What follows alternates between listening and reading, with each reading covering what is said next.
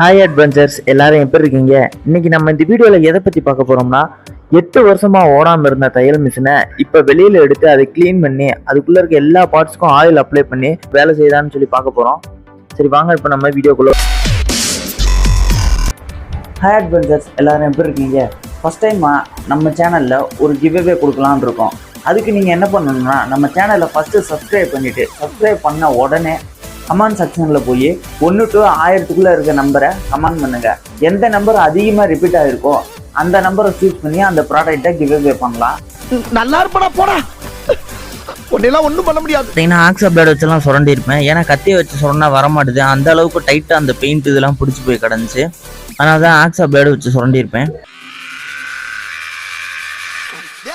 நான் பெயிண்ட் தாண்டா எடுக்க சொன்னேன், உசுரை எடுக்க சொல்ல முள்ள சுரண்டுங்க. இதோட ஃபுல் வீடியோ பார்க்கணும்னு நினைச்சீங்கன்னா நம்ம சேனல்ல போய் தையல் மிஷின் வீடியோவை பாருங்க.